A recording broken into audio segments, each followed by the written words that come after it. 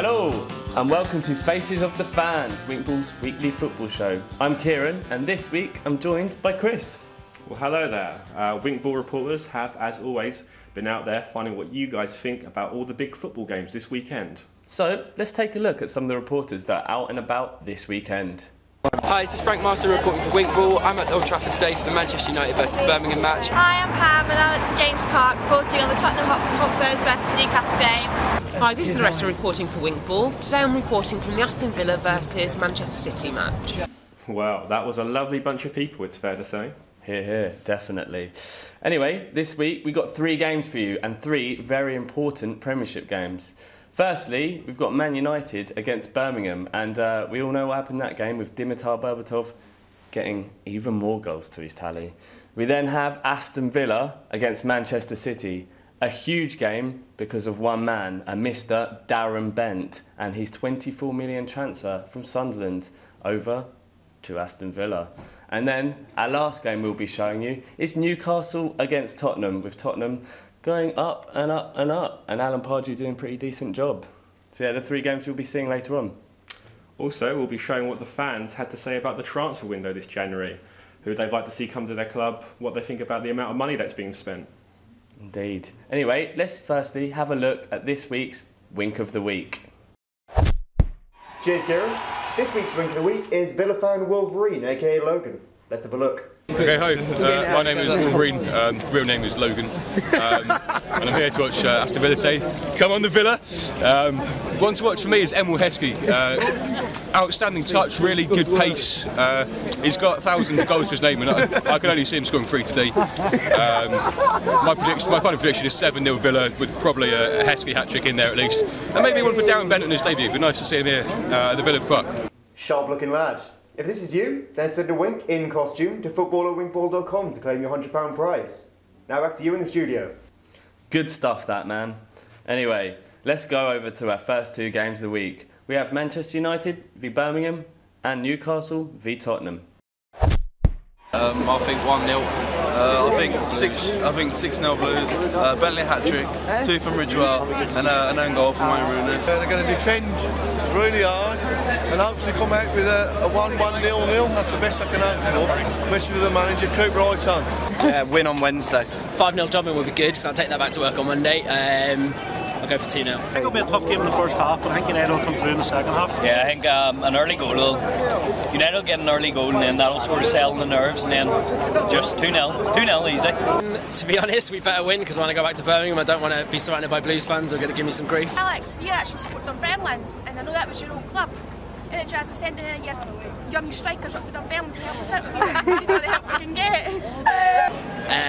Keep it going, mate, and don't retire. We're rubbish. Who would have paid money into this? We just weren't good enough. We couldn't pick a better match. It's a great performance, but 250 grand a week, Rooney should be told to come back. I have to say Berbatov. He scored 3 goals, so he gets that. Bring in January. Bring in one more midfielder. I can't give Sir Alex good advice because he already knows what to do. I have a message for Harry Redknapp not to move to the Olympic Stadium to start with. I think the score today is going to be 2-1 and I reckon Bell to get the first goal. I think it's going to be 2-1 Newcastle, 1-0 Newcastle. I think Abby will be able to score for Newcastle, Van der Vaart will score 2 for Tottenham. Yeah, the score's going to be 2-1 to Newcastle. He's going to score? I don't know. Harry, buy another striker. We need one to win the league. Keep up the playing like that, and you'll dominate. Hello, my name is Mats, and I thought the game was okay in the first half, and the second half was brilliant from Newcastle side in 44 minutes, unfortunately. Mark, I've got to say that was just poor, absolute poor.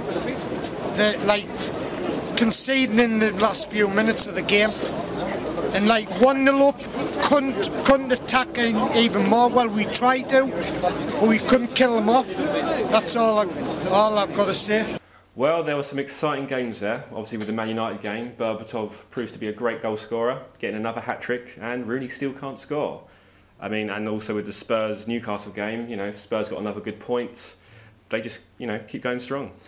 But yeah, interesting to see if Berbatov would be scoring those goals for Tottenham and if they could do with him at Newcastle game, There'd been interesting stuff. Yeah. And yeah, I mean, some big games. And Arsenal seem to be on the up as well. Yeah, Van Persie hat-trick, that was pretty good for him. 2 hat-tricks, 2 good players. Yeah. Good stuff. Anyway, we're going to talk about this week's issue of the week. And we focused on the transfer window. That's because it's coming to a close in about 6 days. And there's already been some big signings. Darren Bent going from Sunderland to Aston Villa. We've got news about Luis Suarez maybe making his way to Liverpool with Charlie Adam, which has been a hot topic. So yeah, we took it out to you guys and asked you about our issue of the week. We also got the chance to speak to Harry Redknapp a couple of weeks ago regarding the Roy Hodgson sacking from Liverpool and what his opinions on that were. So we're going to take a look at that first before we go over to our issue of the week. And then we think he should have been sacked or not, basically. I'm just coming to watch a game, really. We played Blackpool in a couple of weeks, so yeah, it's a good opportunity to see Blackburn. I haven't seen nothing of them, to be honest. We need to watch them before we play them. Do you reckon that managers these days and age are given enough time in order to prove themselves? Because personally, I don't really think that Roy Hodgson was given a fair chance, actually. No, he wasn't given enough time, for sure. Roy's a top manager, It was sad, really, what happened to him, but he'll bounce back, I'm sure. Do you reckon that if he was given the January transfer window, he could have turned it around a little bit? Yeah, possibly, I mean, it's happened, there's nothing you can do. I'm sure Kenny will do a great job there. It's a great club. Hopes for the transfer window. I think we need maybe a little bit of help for Andy Cowell up front, and maybe cover for Jose at left back. See, we've got a few injuries at the moment. Stephen Ireland on loan would be a decent signing to see how we would do. Clint Dempsey was mentioned last week in rumours. I think he would be ideal for us at the moment. Alright mate, Derek Bilton, Newcastle from the Martywall. I mean, we need a midfielder straight away because Alan Smith shot a bit. He's finished now, can't see when he'll be back. Centre half as well, Colaccini, alright going forward, but defensively he's a bit dodgy. So they're the 2 main positions where I think we need strengthening. Need a forward, that's what we need. We're playing like Arsenal at the moment, passing around the box, pass, no finish. We need a forward. Go out there, Harry, get me a forward. So the transfer window's brought up some interesting stuff. Who do you reckon Liverpool should bring in? What do you reckon they need strengthening? I think definitely in the midfield. They need someone to boss that midfield. Obviously, since Xabi Alonso went a few years ago, they've really need someone to just kind of boss that midfield. Yeah, Steven Gerrard type player. I mean, I know he's still there, and we've got Morelos who look to be coming to some good form. But I think personally another striker to go up with Torres. I mean, they like to play their 4-4 kind of 1-1 formation, but give Torres some support and he could be banging the goals in again. And a West Ham fan, Demba Ba, hoping for the best. Yeah, well, we've got him on loan. He comes, highly rated, so we'll just have to wait and see. Obviously, him being on loan, he's got something to prove now. So. Cool. So transfer news, and Darren Bent's one was a huge one last week. 24 million coming over from Sunderland, unhappily, to Aston Villa. Now he's happy. So let's go to the Aston Villa versus Manchester City game and see what impact Darren Bent had. Probably about 3-0 today, I think. To City, of course. 4-0 City. I love Mancini, I love Yaya Toure, I love Carlos Tevez, and we're going to win the league. He's 10 years younger than me. I'm the original.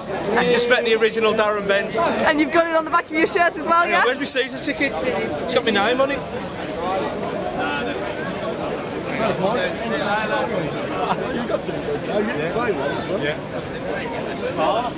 Come on! I've just put it in my other pocket and all. Manchester City, going forward, nothing will stop it. The project carries on. Villa, I fear for you because you was outplayed today. I'm proud of our boys, but at the end of the day, it's a matter of communication. Fantastic result. Really chuffed with Darren Bent as well. It's a brilliant start. So it's a good signing for the Villa to have him. Absolutely, yeah, well worth the money. A Villa fan, I wanna be a Villa fan. Do you really wanna love the Villa? The Villa, the Villa. A Villa fan, I wanna be a Villa fan. Don't you really wanna love the Villa? The Villa, the Villa. There you go. So, Darren Bent got that all-decisive winner in a 1-0 victory against City. City looked to be dropping off, maybe.